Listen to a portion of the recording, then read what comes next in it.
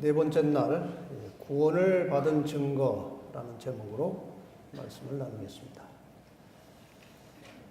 이 성경의 내용을 살펴보면 구원을 받기는 쉬운데 그 받은 구원을 지키고 유지시키기는 쉽지 않다는 것을 우리 모두가 느낍니다.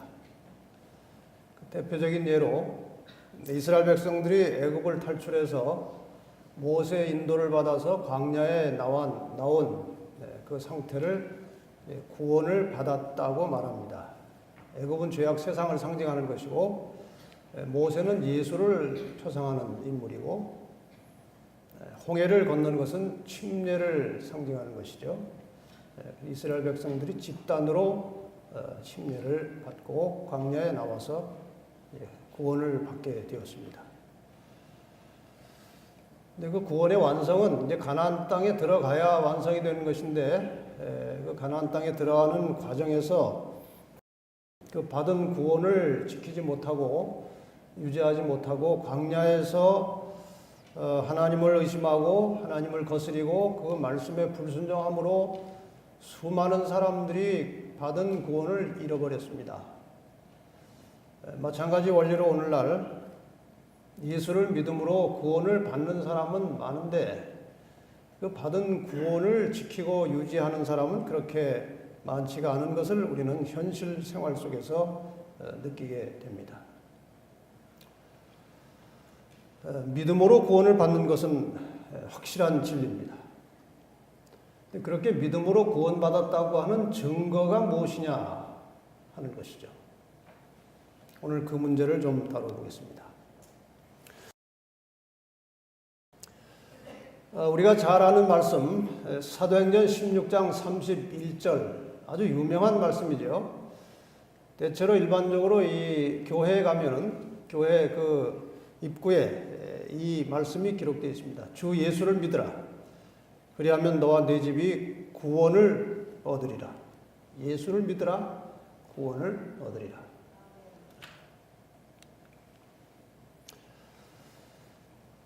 구원이라고 하는 것이 무엇이냐? 구원이 무엇이냐? 제가 며칠 전인가요? 말씀드렸듯이 생각하는 신앙,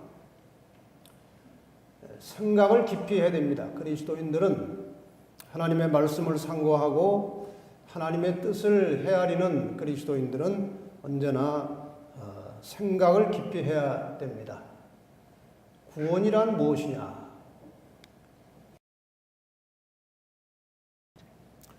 그냥 일단 그 비유로 이제 구원을 좀 설명을 하겠습니다. 비유로. 여기 발전소가 있습니다. 여기서 전기를 일으키죠. 여기 전구가 있습니다. 불 꺼진 전구가 있어요. 이 발전소에서 나오는 전기가 전구와 연결이 돼야 불이 들어옵니다. 저렇게 스위치가 떨어진 상태에서는 이제 불이 들어오지 않죠. 그런데 발전소에서 전기가 나와서 전구에 연결되면 불이 들어오는 겁니다. 하나님은 생명의 근원이십니다. 하나님과 분리된 사람에게는 생명이 없습니다. 목숨은 있을지 몰라도 생명은 없습니다.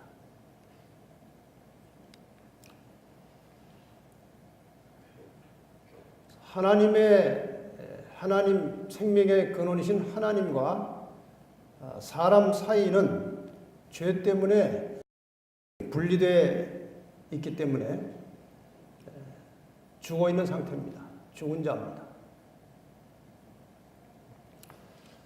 예수님께서 죄를 해결하시고 하나님과 우리 사이를 연결시켜 주셨습니다. 그래서 생명을 가진 구원받은 사람이 되는 겁니다. 이게 구원의 원리예요. 이렇게 하나님을 믿고 구원을 받고 생명을 받는다는 것은 무엇이냐? 무엇을 믿는 것이냐?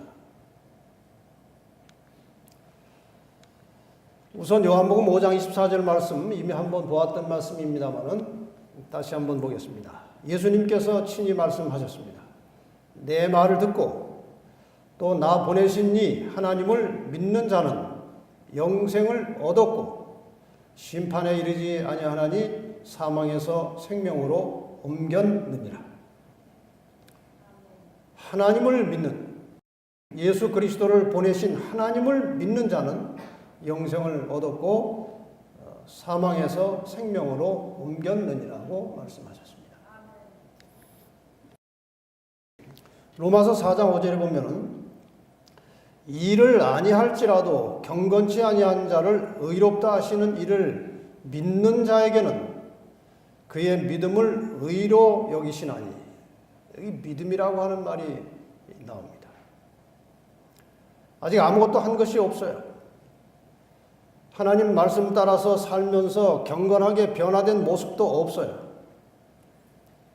그러나 하나님을 믿는 자에게는 아무것도 한 일도 없지만 의롭다 하시는, 그것이 하나님의 사랑이고 하나님의 구원입니다. 그의 믿음을 의로 여기시고 사람을 구원하셨다는 말씀이죠. 네. 이것을 우리가 신학적으로 칭의라고 말합니다. 법적으로 의롭다고 인정해 주는 것입니다. 자, 그럼 믿음에 대해서 좀 구체적으로 한 번 더 생각을 해 보십시다. 히브리 11장 6절에 보면 믿음이 없이는 기쁘시게 못하나니 하나님께 나아가는 자는 반드시 그가 계신 것과 그가 자기를 찾는 자들에게 상 주시는 이심을 믿어야 할지니라. 여기 두 가지가 나와 있습니다. 믿음이 무엇이냐? 하나님이 계신 것을 믿는 것이고 하나님이 자기를 찾는 자들에게 영생의 상급을 주신다는 것을 믿는 것입니다. 그게 믿음이라고 했어요. 이것을 좀 더 이제 구체적으로 좀 세분화해서 설명을 드리려고 합니다. 믿음이라고 하는 것은 하나님이 나의 창조주이심을 믿는 것입니다. 여러분도 믿으십니까? 두 번째, 하나님이 생명의 근원이심을 믿는 것입니다. 믿으십니까? 세 번째, 하나님이 나를 창조하셨기 때문에 내 생명이 그분에게서 온 것이기 때문에 하나님이 나의 주권자임을 인정하는 것입니다. 인정하십니까? 네. 그리고 내가 죄 때문에 죽게 되었는데 예수님께서 나를 위해서 십자가에 돌아가심으로 그분을 통해서 구원을 받게 되었으므로 예수님이 나의 구원자이심을 믿는 것입니다. 믿으십니까? 네. 다섯 번째, 이러한 믿음을 갖는 것은 인간의 판단과 생각이 아니라 성령의 역사임을 믿으십니까?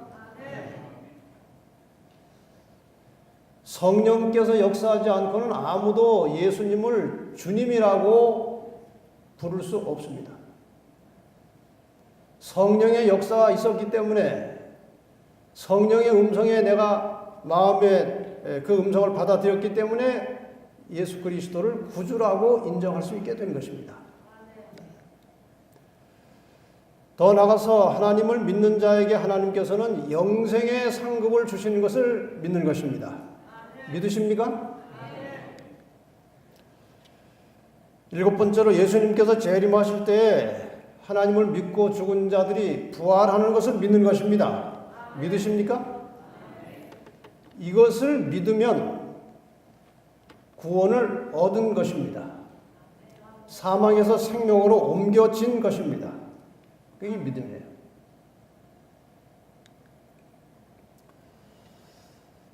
이렇게 해서 우리가 믿음으로 하나님 나라의 백성이 되는 그것을 다른 말로 거듭남이라고 합니다. 거듭남.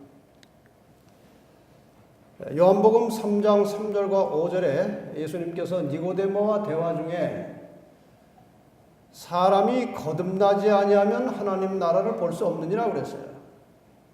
그랬더니 니고데모가 어떻게 내가 나이가 이렇게 많은데 다시 어머니 모태에 들어가서 나올 수 있습니까? 예수님께서 사람이 물과 성령으로 나지 아니하면 하나님 나라에 들어갈 수 없느니라 그랬어요. 다시 말하면은 성령의 감동과 역사하심을 통해서 하나님이 나의 구원자이시고 나의 창조주이시고 나의 주권자이심을 믿음으로 받아들인 다음에 내가 완전히 죽고 다시 태어난다는 의식으로 침례를 받으라고 하는 그런 권면의 말씀이죠.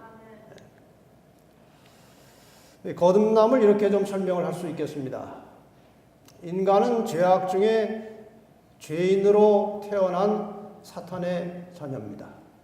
사람은 태어나면 일단은 사탄의 자녀라고 요한복음 8장 44절에 너희는 너희 아비 마귀에게서 났다 이렇게 말씀하셨습니다. 기분 나쁘십니까? 제가 어디서 전도회 하다가 요한복음 8장 44절을 인용했더니 어떤 분이 끝난 다음에 화를 내면서 어떻게 그렇게 사람을 마귀 자식이라고 하냐고 아주 제가 혼난 적이 있어요. 근데 성경이 그렇게 말하고 있습니다. 그래서 하나님의 자녀가 되려면 반드시 다시 태어나야 합니다. 다시.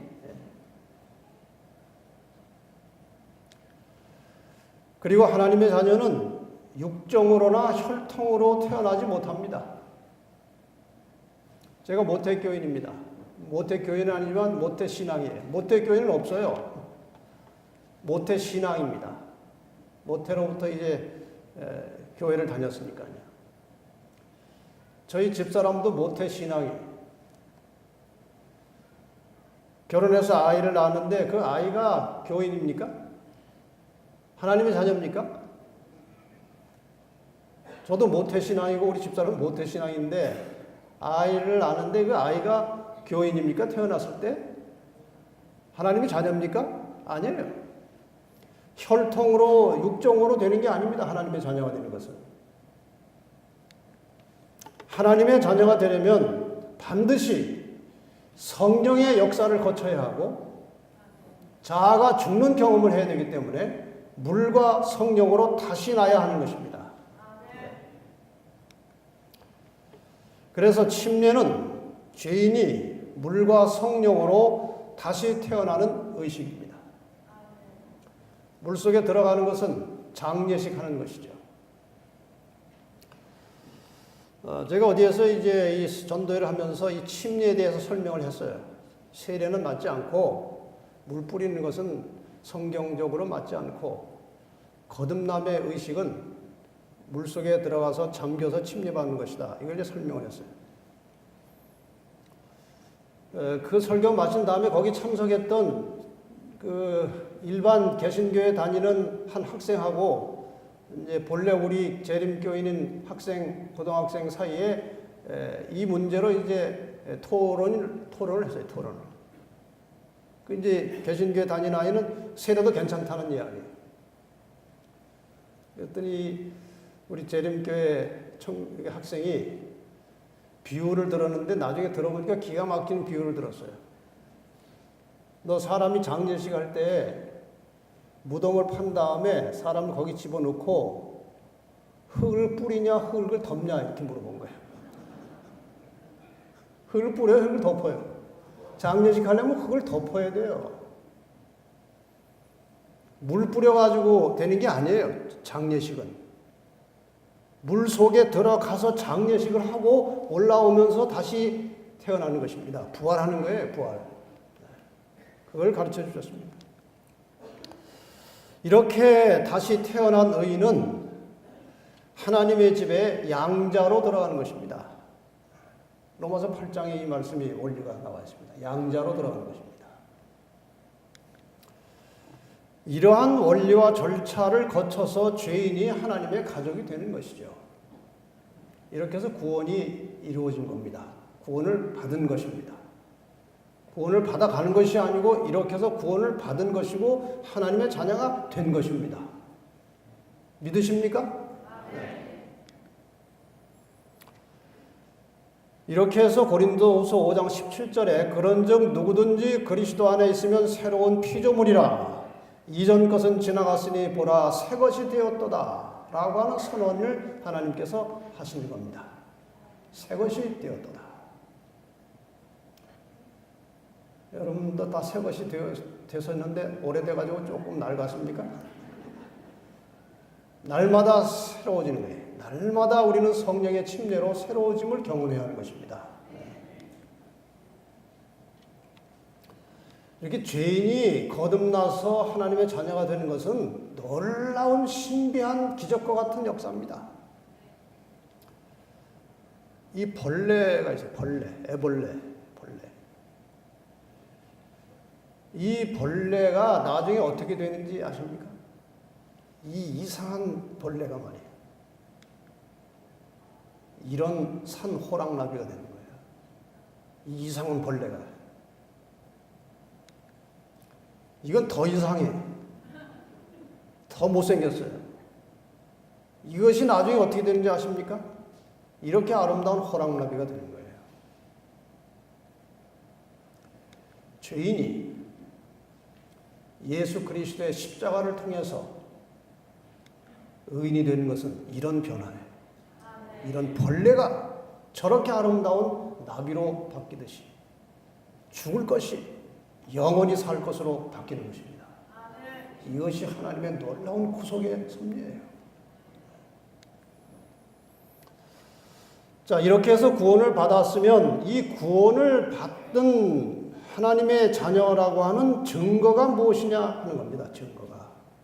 증거가 있어야죠. 그냥 형식적으로 물속에 들어갔다 나온 건지 정말 진정으로 회개하고 거듭난 것인지 열매가 있어야 돼요. 증거가 있어야 돼요. 이 증거는 뭐 여러 가지로 성경에 나타납니다만은 제가 대략 4가지로 한번 정리를 해봤습니다. 일단 구원을 받은 사람은 감사와 기쁨이 마음속에 충만히 있어야 합니다. 감사와 기쁨이 있어야 돼요. 이사야 12장 1절로 3절에 보면은 여호와께서 전에는 내게 노하셨사오나 이건 뭐 하나님과 우리 사이가 죄 때문에 같이 함께할 수 없었던 상태를 말하는 것이죠. 전에는 노하셨으나 이제는 그 노가 쉬었고 또 나를 아니하시오니 이게 이제 그리스도의 십자가 공로를 통해서 구원을 받은 후의 상태는 나를 안위하시오니 나를 구원하셨으니 그 말이에요. 내가 주께 감사하겠나이다. 보라 하나님은 나의 구원이시라. 내가 의리하고 두려움이 없으리니 주 여호와는 나의 힘이시며 나의 구원이심이라. 그러므로 너희가 기쁨으로 구원의 운물들에서 물을 기르리로다. 매일의 생활 속에서 구원받은 그 기쁨이 항상 운물에서 물이 넘쳐나듯이 있어야 한다는 거예요. 기쁨이, 감사와 기쁨이 있어야 된다는 것입니다. 구원을 받았으면. 저는 한번 한 20여 년 전에 연합회에서 일하다가 이제 이런 일을 한번 당했습니다. 그때 이제 우리가 그때도 역시 이제 개신교하고 뭐 이단 문제를 이렇게 옥신각신 하다가 우리가 뭐 이런저런 자료를 만들어서 이 세상이 많이 퍼뜨렸어요. 근데 그때 이 개신교 한 신문사에서 이제 저희를 상당히 옹호하고 저희 교리를 정리해서 내놓고 해서 상당히 많은 이제 신문을 발행해서 이제 한때 뭐 조금 큰 일을 일으켰던 적이 있어요. 그래서 이제 그 신문 우리가 많이 사가지고 그 신문사에다가 이제 신문값으로 이제 송금을 한 적이 있어요. 근데 불행하게도 그분이 그 신문사를 운영하던 그 목사님이 뭐 이런저런 문제로 고소를 당해가지고 이제 이렇게 재판을 받게 됐어요. 근데 그 사람을 이렇게 수사하다가 그 사람 통장에 제 이름으로 보낸 돈이 나온 거예요. 그래서 어느 날 저에게 전화가 왔어요. 수원 지검에 와서 어느 검사를 만나라고 그래. 저는 아주 그때 기분이 안 좋았어요. 내가 무슨 죄를 졌다고 검 선택하느냐. 그러나 일단 통제가 왔으니까 가야 된다는 거예요. 그래서 갔어요. 가는데 아직 죄가 확인도 안 되는데 아주 사람을 아주 우습게 취급을 하더라고요. 어쨌든 이 사람들이 이것저것 물어보다가 뭐 아무 상관이 없다는 것이 이제 밝혀졌어요. 처음에는 뭐 잘못한 것도 없지만 괜히 거기 가니까 뭐 이렇게 기가 죽더라고요. 근데 이제 아무 잘못이 없다는 게 드러나니까 힘이 좀 생기는 거예요. 다 끝났다고 가래요. 저도 힘이 좀 생겨가지고 내가 바쁜 사람인데 아무 죄도 없는 사람을 여기까지 오라고 그랬으면은 차비를 줘야죠. 그래서 내가 뭐 때문에 여기 왔다 갑니까? 잘못한 것도 없는데. 그럼 시간 들였으니까 시간비는 안 들여다도 차비는 줘야죠. 내가 그랬어요. 검사한테. 그랬더니 이거 규정이 있나 봐요. 그래가지고 뭐 이렇게 뒤적뒤적 하더니 차비를 주더라고요. 그 이상한 혐의를 받아서 가서 기가 죽었는데 그 혐의가 벗어지는 순간에 힘이 나더라 이거죠. 근데 우리가 다 사형받은 사람들인데 말이에요. 사형. 죄 때문에. 이 사형을 면제해주는 선고가 구원으로 내렸으니 이게 얼마나 기쁜 일입니까? 얼마나 신나고 얼마나 힘나는 일이에요. 그러니까 구원받은 그리스도인들이 맥없이 살면 안 되는 거예요. 가려보면 기별 1권 339페이지예요.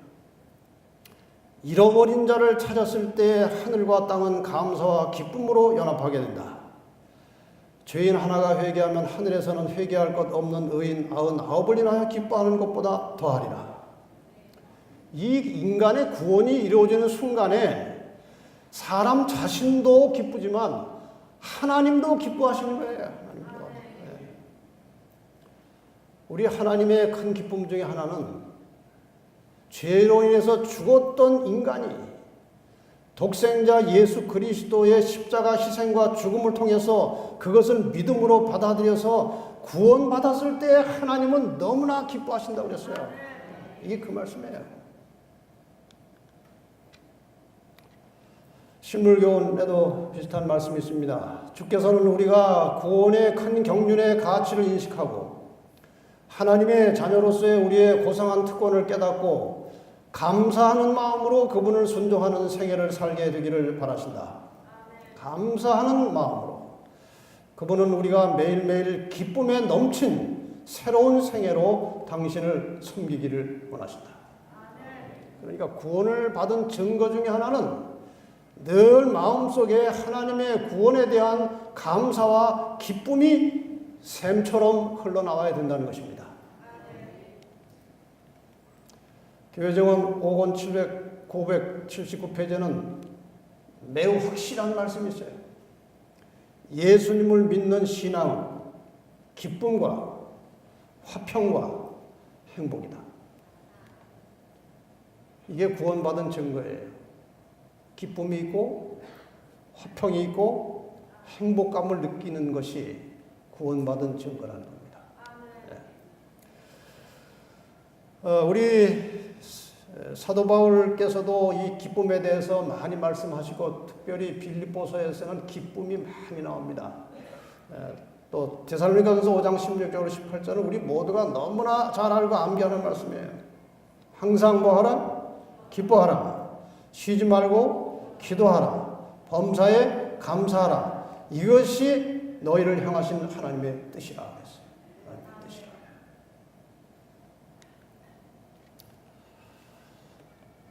1960년대, 70년대에 우리 재림 청년들이 형무소에 많이 갔습니다. 안식일 문제, 집총 문제 등으로 우리 많은 재림 청년들이 형무소에 가서 수감돼서 살았어요. 신학대학을 다니다가 이제 군에 간 한 청년이 이제 또 안식일 문제, 집총 문제로 형무소에 들어갔습니다. 근데 이 청년은 구원받은 하나님의 은혜에 대한 감사와 기쁨이 늘 충만한 청년이었어요. 그래서 이제 형무소 안에 들어가면서도 별로 초조해하거나 뭐 우울해하거나 하지 않고 얼굴에 웃음을 띠고 들어간 것입니다. 하나님의 이름을 위하여 핍박을 받는 것이니까 기뻐하고 즐거워하라고 그랬잖아요. 웃으면서 들어갔어요. 그랬더니 그 감방에 책임 맡은 감방장이 이렇게 보니까 웃으면서 들어오는 거예요. 기분 나빠서 여기가 어디라고 웃어. 그래서 이유도 묻지 않고 한참을 때렸습니다. 왜 웃냐고, 여기가 어딘데 웃냐고. 꼭 자기들 비웃는 것 같이 느껴졌어요. 그래서 비웃음 당한 것 같은 그 분개함 때문에 때린 거예요. 한참 때렸는데 또 웃어요. 여러 번을 때렸는데 그냥 웃어요. 그리고 여러 날을 같이 살다 보니까 비웃는 게 아니고 이 청년의 이 속에 기쁨이 있다는 사실을 깨달았어요. 그래서 내가 여기 와서 이렇게 기뻐할 수 있는 그 속마음이 어디서 나온 것이냐 그랬어요. 성경을 펴면서 이 성경에서 배웠던 거예요. 그래, 그럼 나한테 좀 가르쳐봐. 그 통신 과목을 주문해가지고 이 통신 과목을 가지고 성경을 가르친 거예요. 그 감방장에게. 근데 5권까지, 그 당시 몇 권까지 있었는지 모르겠어요. 일단 다 마치지 못한 상태에서 이 재림 청년은 그 수감 생활이 끝나고 나갔어요. 어디로 단도로 이동해 가는지 그냥 나갔어요. 그 다음에 또 한 사람이 들어왔어요. 근데 웃어요. 저거 웃는 거 보니까 안식교구나. 너 안식교지? 네. 그분도 신학과 다니다가 온 청년이었어요. 너 그럼 지난번에 나한테 그 성경 가르치다가 중간에 나간 형제가 있는데 네가 나머지 나한테 가르쳐. 이제 통신 과목 나머지를 다 공부하고 깨달음을 얻고 침례를 받았어요. 침례를 받았어요. 우리 재림교인이 됐어요. 생활이 달라졌어요. 어디로 이제 다른 데로 이송해 갔는데 워낙 모범수가 돼가지고 그 형무소 전체에 목욕탕을 관리하는 책임을 맡게 됐어요. 죄수지만 그런 책임을 맡아서 이제 일을 하는 거예요. 여러분, 저도 이제 군대에 가서 그런 이제 훈련 받고 나서 목욕을 몇 번 했는데 참 험악해요, 아주. 목욕 집어넣고 3분 딱 줘요, 3분. 그럼 3분 안에 뭐 이렇게 하다가 뭐 비누칠을 그대로 있는데 나와요. 나오려면 나와야 돼. 형무소도 뭐 비슷한 거죠. 근데 이제 이 목욕탕 책임자, 이 재림 청년이 말이에요. 사람들 하나씩 하는데 어떤 사람이 다 심각하게 기분 나빠 들어오는데 또 누가 하나 웃으면서 들어오는 거예요. 야, 저것도 안식교구나. 나 안식교지? 네. 일로 와. 목욕통을 하나 따로 준비해가지고 너 여기서 목욕 실컷 해. 그분이 신경훈 목사님이었어요.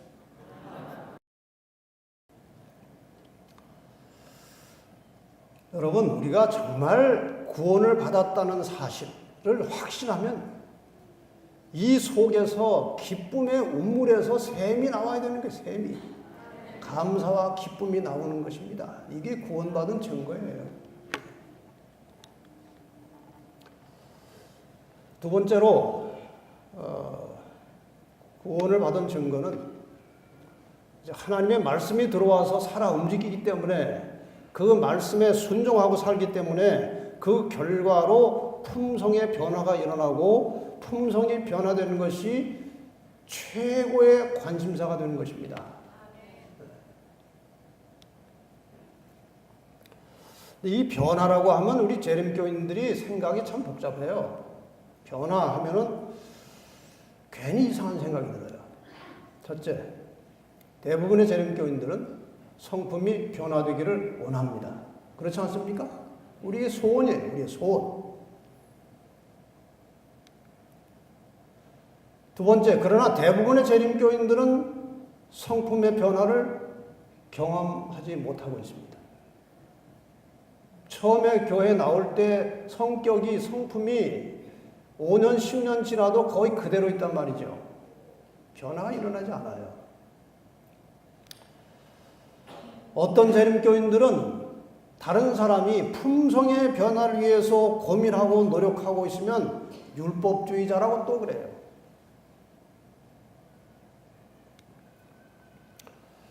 그러면서도 한편 믿음으로 말미암는 의를 주장하는 사람들도 구원의 확신이 있다고 말은 하면서도 세속화되어 가는 자신의 모습을 보면서 구원에 대한 불안감을 가지고 살아갑니다. 이것이 보편적인 재림교인들의 상태예요. 이것이.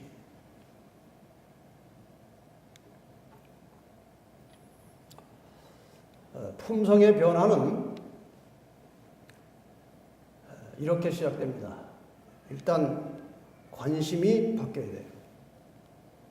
내가 지금 살아가고 있는 하루하루의 생활 속에서 나의 최대의 관심사가 무엇이냐 이거예요. 지금 아파트 전세로 있는 것인데 이거 사는 것이냐? 이게 관심거리냐? 지금 아이가 대학을 가야 되는데 아이 인류대학 보내는 것이 최고의 관심인가? 관심이 뭐냐 이거예요. 현재 내 삶을 지배하는 최대의 관심사가 무엇이냐 이거예요. 관심은 생각을 만들고, 생각은 말을 만들고, 말은 행동을 만들고, 행동이 반복되면 습관이 되고, 습관이 쌓이면 품성이 되는 것입니다. 그리고 품성이 우리의 영원한 운명을 결정하는 거예요. 결국 우리는 현재 어디에 관심을 쓰고 사느냐 하는 이것이 우리의 운명을 결정하는 것입니다. 변화는 관심의 변화로부터 시작됩니다. 구원받은 그리스도인의 최고의 관심사는 하나님의 말씀에 순종함으로 품성이 바뀌어가는 것이 최대의 관심이 되어야 한다는 것입니다. 그것이 구원받은 증거예요.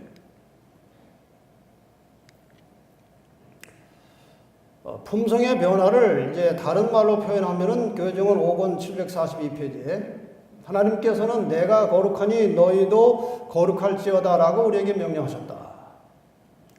거룩함은 하나님과 일치되는 것이다. 죄로 말미암아 사람에게 있는 하나님의 형상은 훼손되고 거의 지워졌다. 원래 인간은 하나님의 형상, 하나님의 품성을 받은 존재였습니다. 그런데 죄 때문에 그것이 거의 훼손되고 지워졌습니다. 잃어버린 그것, 하나님의 형상입니다. 하나님의 품성이에요. 그것을 회복하는 것이 복음이 하는 일이다.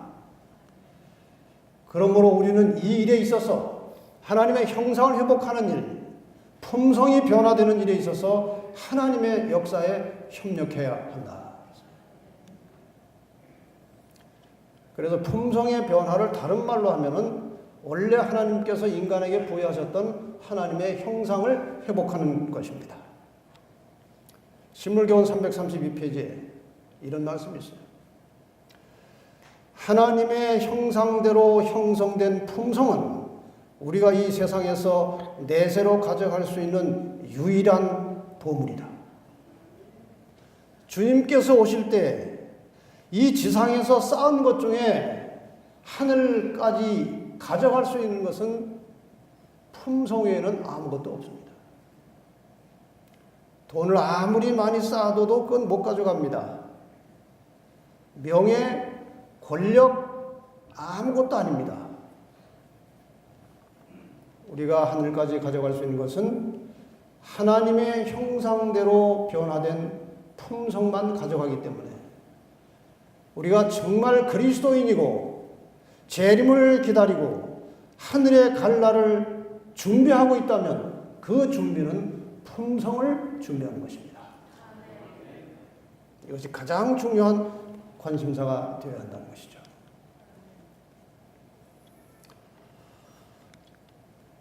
복음 교역자 213페이지에 보면은 아주 단순한 말이지만 의미심장한 말씀이 있어요.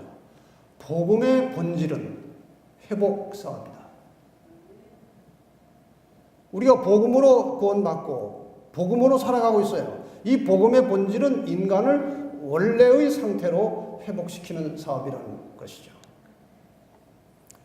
증언복음 1권 66에는 아주 강력한 말씀이 나옵니다. 사람은 영원한 세계로 그와 함께 지니고 갈 품성을 형성하기 위하여 이 세상에 존재한다. 우리가 이 세상에 존재하는 목적은 품성을 형성해서 그것을 영원한 세계로 가져가기 위하여 그런 것이다. 그만큼 이것이 중요한 거예요. 베드로후서 3장 18절에 보면은 오직 우리 주 곧 구주 예수 그리스도의 은혜와 저를 아는 지식에서 자라가라 그랬어요. 자라가라. 에베소 4장 15절에도 오직 사랑 안에서 참된 것을 하여 범사에 그에게까지 자랄지라 그는 머리니 곧 그리스도라. 우리가 자라가야 할, 우리가 본받아야 할 모델은 예수 그리스도이십니다. 그분을 향해서 닮아가라는 것이고 그분을 향해서 자라나라는 거예요. 여러분 가정에 한번 예를 들어봅시다. 아이가 태어났는데 두 돌이 됐는데 못 걸어요. 걱정이 됩니까? 세 돌이 됐는데도 몸무게가 4kg밖에 안 돼. 걱정이 됩니까? 근데 머리가 점점 커지는 거예요. 머리가. 환자예요. 대두증 환자예요. 몸은 안 자라고 머리만 자라는 대두증 환자예요. 대두증 환자는 오래 못 삽니다. 어릴 때는 걸어 다니지만 크면은 머리가 너무 커지고 몸이 작기 때문에 누워서 살다가 얼마 못 살고 죽어요. 하나님께서 우리를 보실 때 그런 안타까운 마음으로 보시지 않으실까요? 신앙생활 한 지 30년 됐는데 품성은 하나도 변화되지 않고 지식만 잔뜩 들어가지고 비판하고 평가하고, 이게 하나님 보시기에 얼마나 안타까운 모습이에요. 사실이 그렇지 않았으면 좋겠습니다만은 재림교인들 상당수가 대두증 환자예요. 머리는 커요. 아는 건 많아요. 그런데 삶이, 품성이 남들에게 좋은 감화를 끼치지 못하는 것입니다. 자라나는 것입니다. 건강하게 품성이 변화되는 거예요. 시대의 소망 19페이지에 저는 이 말씀을 아주 좋아합니다. 예수 그리스도의 얼굴에서 비치는 영광은 자아희생적 사랑의 영광임이 드러날 것이다. 자아희생적 사랑의 영광. 갈바리에서 비쳐나오는 빛으로 볼 때 자아를 부정하는 사랑의 법칙이 이 세상과 하늘의 생명의 법칙임이 드러날 것이다. 여러분 이 말씀을 유심히 보시길 바랍니다. 자아를 부정하는 사랑의 법칙이 이 세상과 하늘의 생명의 법칙임이 드러날 것이다. 우리는 생명을 추구하는 성도들입니다. 더 나아가서 영원한 생명을 찾아 하늘로 향해서 여행하는 나그네들이에요. 이 사람들에게 가장 필요한 것이 무엇이냐? 자기를 부정하는, 남을 위하고 존중하는 사랑의 법칙이 지켜져야 한다는 거예요. 이것이 생명의 법칙이라고 말씀하셨습니다. 결국 품성이 변화된다는 것은 자기 중심적인 삶의 틀이 다른 사람 중심으로 바뀌는 것입니다. 이것이 품성의 변화예요.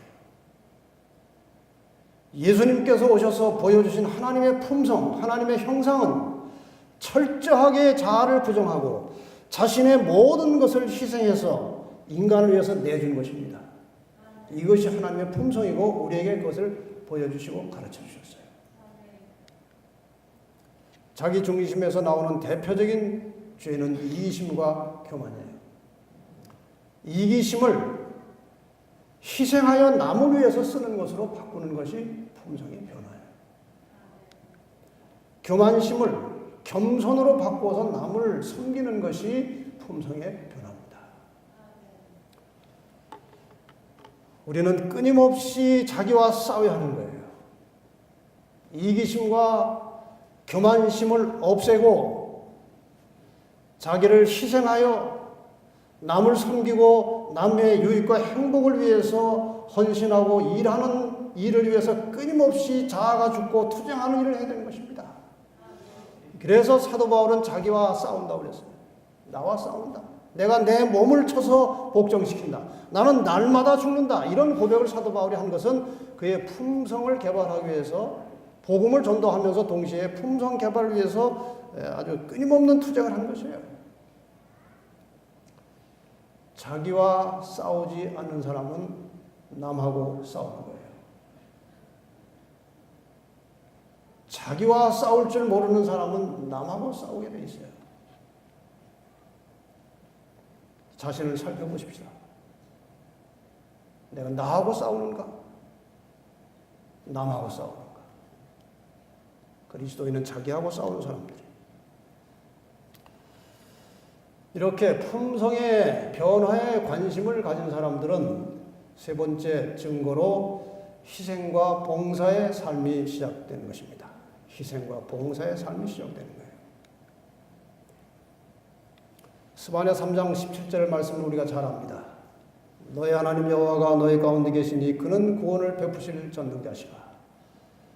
그가 너로 인하여 기쁨을 이기지 못하여 하시며 너를 잠잠히 사랑하시며 너로 인하여 즐거이 부르며 기뻐하시리라. 이거는 정말 감동적인 말씀이에요. 너로 인하여 한 인간을 위해서 기쁨을 이기지 못한다는 말은 아주 너무 기쁨이 벅차다는 말이에요. 너를 잠잠히 사랑하시며 너로 인하여 즐거이 부르며 기뻐하시리라.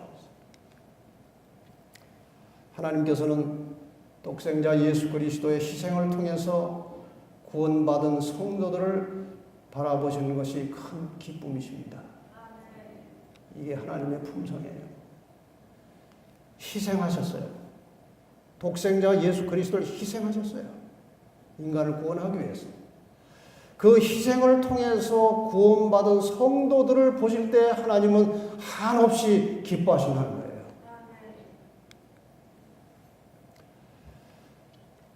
자신의 희생을 통해서 다른 사물을 유익하게 하는 것이 우주 만물의 생명이 존재하고 유지되는 원리라고 아까 시대소망에 잠깐 소개를 드렸습니다.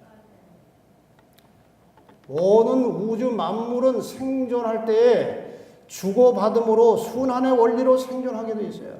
나무는 탄산가스를 들여 마시고 산소를 내줌으로 나무가 생존하는 거예요. 그냥 탄산가스 들여 마시고 아무것도 안 내놓으면 나무는 죽어요. 내놔야 사는 겁니다. 순환해서. 물은 증발해서 올라와서 밑으로 다시 떨어지는 순환의 원리로 물이 유지되는 것이에요. 물이 증발이 안 되면 썩어버립니다. 움직이지 않아도 썩는 것입니다. 마찬가지로 인간의 생명도 받은 것을 내어줌으로 생명이 존재하고 유지되는 것입니다. 그래서 이기심의 결과는 죽는 것이고 이타심의 결과는 사는 거예요. 하나님께서는 사람에게도 이러한 본성, 하나님의 형상, 희생을 통해서 온 생명과 우주 만물을 존재하게 하는 하나님의 이 본성, 하나님의 형상을 사람에게 넣어줬지만 죄 때문에 그것이 거의 파손됐다는 거예요. 그래서 구원을 받은 성도들은 당연히 그 본래 형상을 회복하기 위해서 희생과 봉사의 삶을 시작하라는 권면이 성경에 가득 차 있습니다. 봉사하고 희생하라는 거예요. 이기심이 크면 마음이 편치가 않습니다. 그렇지 않습니까? 이기심이 크면 감사와 기쁨이 별로 없어요. 반대로 이기심이 작으면 감사와 기쁨이 커지는 것입니다. 이건 반비례하는 거예요. 이거는 원칙입니다. 법칙이에요. 정말 감사와 기쁨이 넘치고 행복감을 느끼고 건강하게 살기를 원하시면 이기심을 버리라는 거예요. 질문 하나 드릴까요? 행복하면 건강합니까? 건강하면 행복합니까? 건강하면 행복합니까? 행복하면 건강합니까? 헷갈립니까? 행복하면 건강해지는 거예요.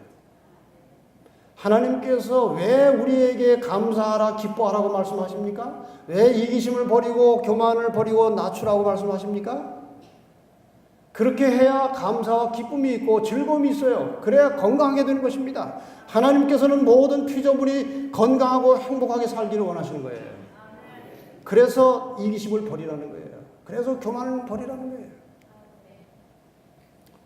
시대소망 623페이지에 값진 말씀이 있습니다. 자기 희생의 법칙은 자기 보전의 법칙이다. 이 세상에 어느 누가 이런 말을 할 수 있습니까? 자기 희생의 법칙은 자기 보전의 법칙이다. 자기를 보전하기를 원하십니까? 희생하라는 거예요. 자기 욕심의 법칙은 자기 파멸의 법칙이다. 욕심 많이 부리면 결국 뭐가 얻어지는 거, 많아지는 것 같지만 결국은 자기가 파멸된다는 거예요.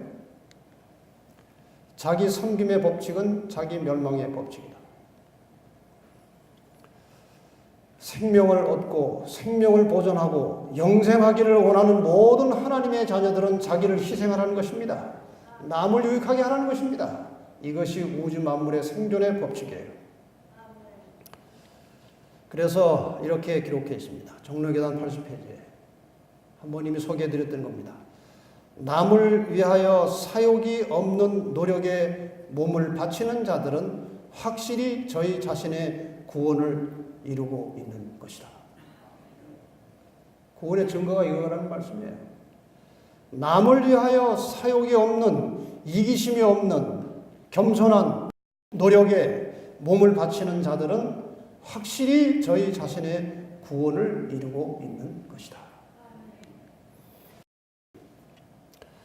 마지막 네 번째로 구원받은 증거는 화목하게 하는 사람이 되는 겁니다.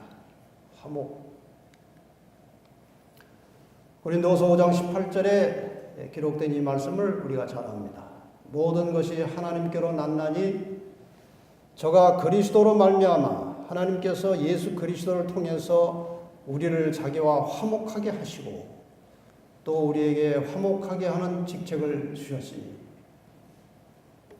하나님과 우리 사이는 죄 때문에 불화한 관계였습니다. 하나님과 나 사이 죄가 있어서 불화했어요. 하나님과 불화한 사람들은 사람하고도 불화합니다. 남하고도 불화합니다. 온전한 관계가 유지가 안 됩니다. 그런데 예수 그리스도께서 하나님과 나 사이에 개입하셔서 죄를 해결해 주셨어요. 죄를 거두어 가셨어요. 죄를 해결하셨어요. 그래서 우리는 죄를 용서함 받고 다시 하나님과 화목한 관계가 되었습니다. 그래서 예수 그리스도를 우리는 화목 제물이라고 하는 것이죠. 우리를 하나님과 화목시켜 주셨습니까? 이렇게 하나님과 화목된 자들에게, 구원받은 자들에게 화목하게 하는 직책을 주셨다. 다른 사람과 성도들과 화목하게 살라는 것입니다. 구원받은 매우 중요한 증거 중에 하나는 성전에 와서 함께 신앙을 하는 모든 성도들 개개인들과 화목한 관계로 살고 있으면 구원을 받은 증거라는 것입니다. 여러분, 인간이기 때문에 그 사이에 가끔 불화가 있어요. 그러나 정말 구원받은 성도라면 인간의 연약성 때문에 불가피하게 불화가 잠시 생긴다 하더라도 즉시로 불화를 풀어야 돼요. 그 오래 간직하면 그리스도인이 아닙니다. 즉시 풀고 가급적 그 다음 안식일이 시작되기 전에 다 모든 사람들과 화목된 관계를 가지고 안식일 예배에 들어오는 것이 하나님의 뜻입니다.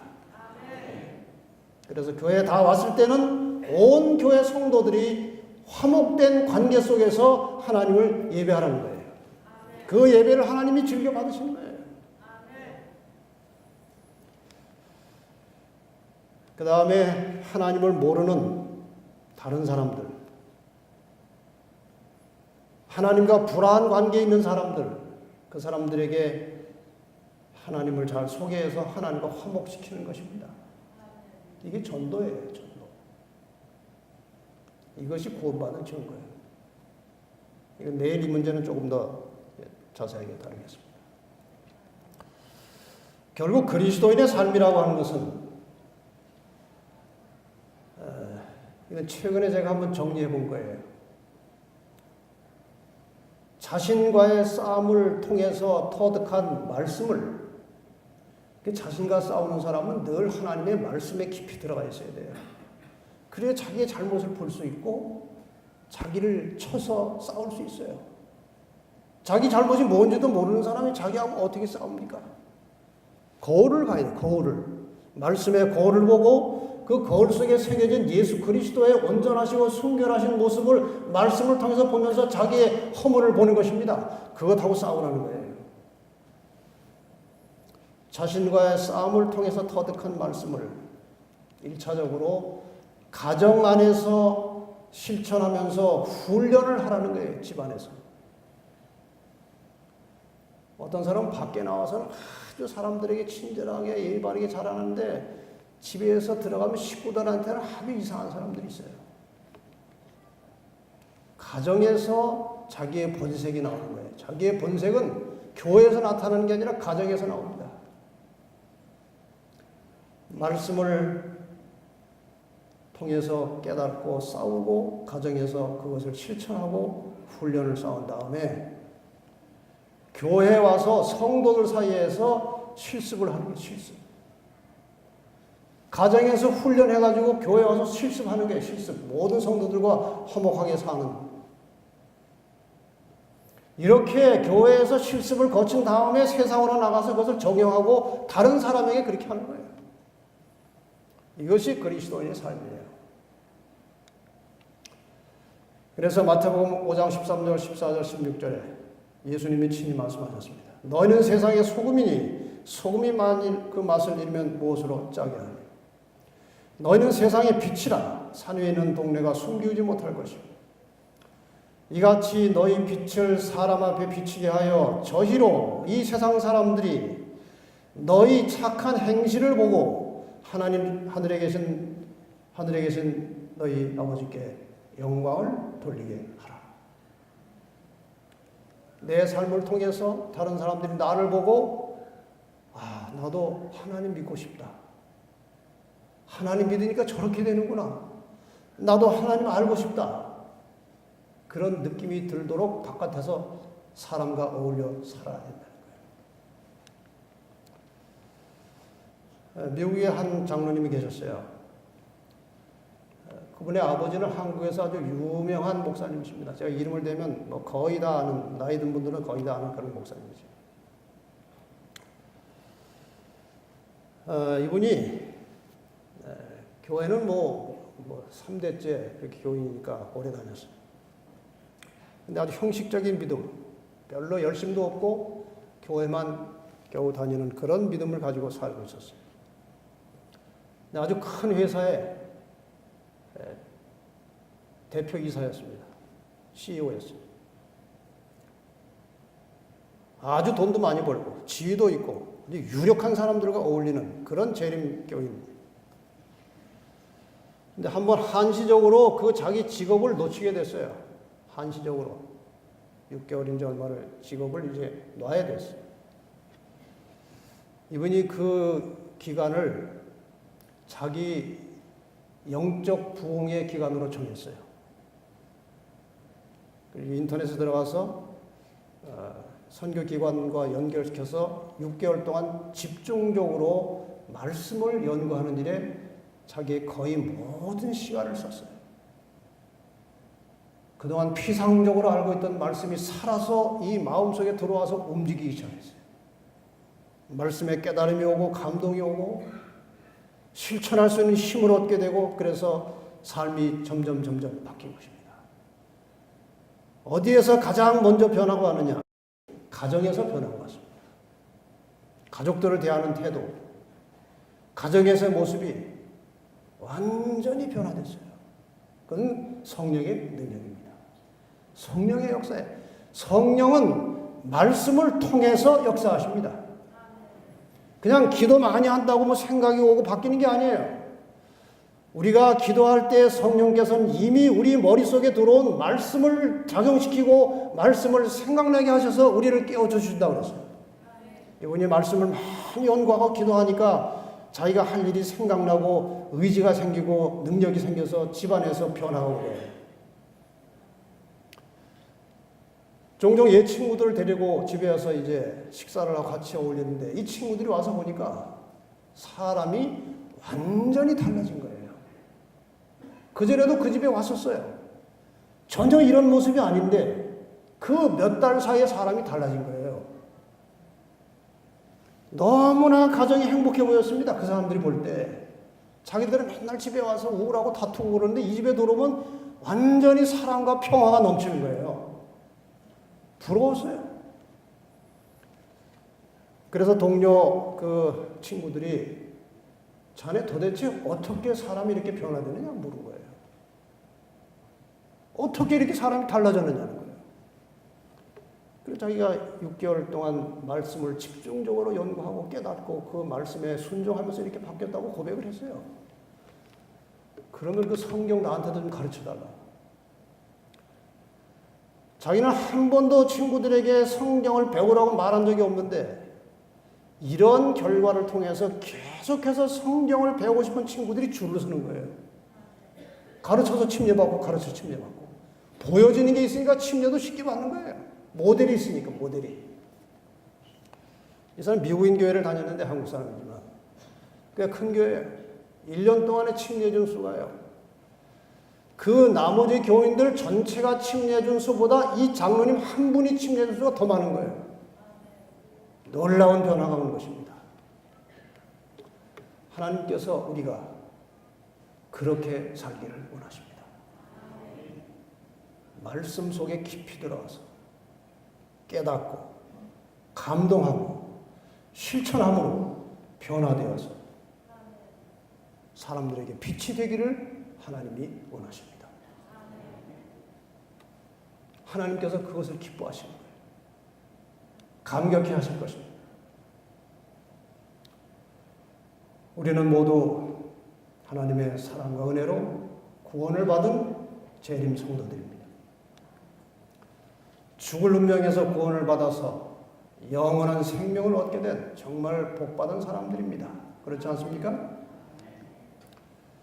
이 얼마나 말로 표현할 수 없을 만큼 감사하고 기쁜 일입니까? 특별히 우리는 참된 진리를 깨닫고 재림 성도가 되었습니다. 우리는 너무나 행복한 사람들이에요. 여러분이 진리를 찾기가 쉽지가 않습니다. 제가 요즘에 꽤 여러 사람들을 대면해서 이제 상담도 하고 말씀도 가르쳐요. 어떤 사람은요, 이 진리를 찾아서 여러 교회를 돌아다녔어요. 죽을 고생을 하고 돌아다녔어요. 그러다 진리를 만났는데 얼마나 기뻐하는지 몰라요. 여러분은 어떤 과정을 거쳐서 진리를 깨달았습니까? 어쨌든 어떻게 깨달았든지 간에 이 재림교회, 이 마지막 남은 교회 진리를 깨닫고 재림 성도가 된 우리는 너무나 행복한 사람들이에요. 그럼에도 불구하고 감사하지 않고 기쁨이 없이 살아오지 않았습니까? 그럼에도 불구하고 날마다 순간마다 감사와 기쁨이 충만한 성도의 삶을 사시기를 바랍니다.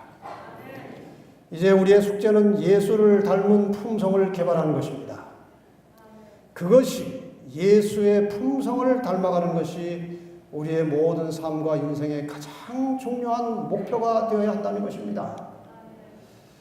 이 세상에서 하늘로 가져갈 수 있는 유일한 보물은 변화된 품성입니다. 그리고 품성의 변화는 자아가 죽는 것이고 자기가 낮아지는 것입니다. 이기심을 버리고 자기를 희생해서 다른 사람의 유익과 행복을 위해서 사는 것입니다. 그리고 함께 살아가는 가족들과 성도들과 화목한 관계로 살아가는 것입니다. 사도 바울처럼 날마다 자아가 죽는 경험이 필요합니다. 이러한 경험은 사람의 결심과 의지만으로 되는 것이 아닙니다. 주님처럼 날마다 충분한 시간을 들여서 기도하고 성령의 침례를 받음으로 자아는 죽고 그리스도가 내 안에 살아계심으로 변화가 일어나는 것입니다. 주님을 닮기 위해서 항상 기도하며 사십시다. 주님을 닮는 것이 내 인생의 가장 고귀하고 가장 중요한 최고의 목표가 되기를 바랍니다. 하나님께서 이것을 원하십니다. 이 찬미를 부르고 기도하고 마치겠습니다. 사랑의 주님 닮기 원하네. 그 아름다운 주님 예수 이 세상에서 저 천국까지 닮기 원하네.